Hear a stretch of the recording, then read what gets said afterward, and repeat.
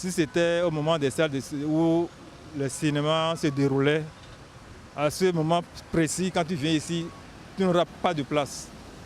Tout serait plein à craquer.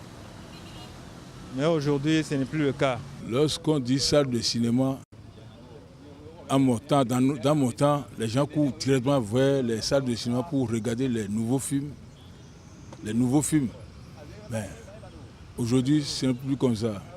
Le cinéma béninois agonise et la preuve est que les salles n'existent plus. Ciné Concorde est fermé depuis bien longtemps et est passé aux oubliettes. Aujourd'hui, le ciné Okpa-Oloa ne vient à l'esprit des jeunes citoyens que juste pour identifier le carrefour sur lequel il est érigé. Ces salles sont devenues des lieux de manifestation de tout genre, alors qu'elles devaient permettre aux jeunes réalisateurs et producteurs de révéler leur intelligence en tant qu'auteurs, mais aussi l'intelligibilité de leurs œuvres. Dans le processus d'un artiste, il doit pouvoir faire une œuvre dans le noir de sa chambre, mais pouvoir ensuite la révéler sur grand écran, dans un noir où le public, des amis, des parents, des gens qui ne le connaissent pas, pourront apprécier au nec plus ultra le résultat des années de travail, d'efforts, de recherche. Pour moi, le cinéma, c'est un plaisir, parce que j'ai beaucoup de plaisir à aller découvrir des films sur de grands écrans, à pouvoir être dans le noir et d'avoir le plaisir du son qui ne soit pas celui de ma télé, ni de mon téléphone portable, même si c'est des outils précieux. On n'a pas le plaisir, comme d'être au spectacle, d'être vraiment absorbé par l'image et par le son. Le cinéma, pour moi, la première chose, c'est ça. La deuxième chose, au Bénin, c'est que les cinémas, il n'en existe plus. Ils ont tous été fermés. D'aucuns justifient la cause de la fermeture des salles par la révolution technologique qui permet d'accéder aux films via Internet ou par les programmes télévisuels.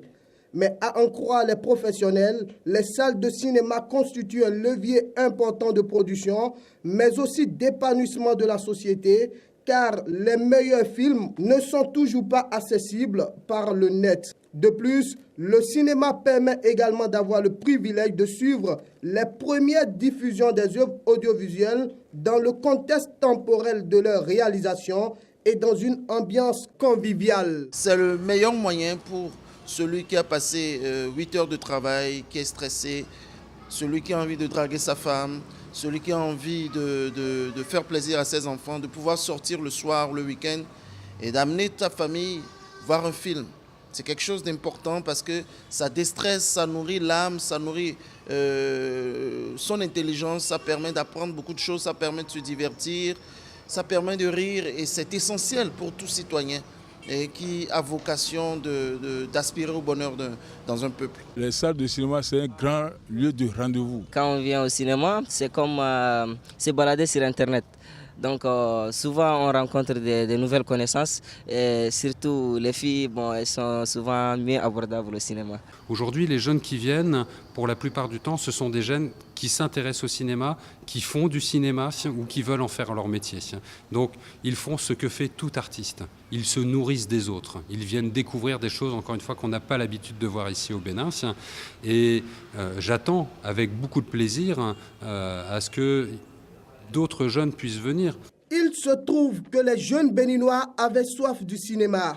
Ainsi, l'ouverture de nouvelles salles et la réouverture d'anciens espaces il y a quelques mois ont connu la visite d'une flopée de jeunes qui ont voulu redécouvrir le cinéma sur grand écran. Le constat personnel que moi j'ai fait en allant à Cala Olympia pour la petite expérience, parce que j'ai voulu voir Black Panther sur grand écran, je tenais à voir ça. Il y avait un monde incroyable.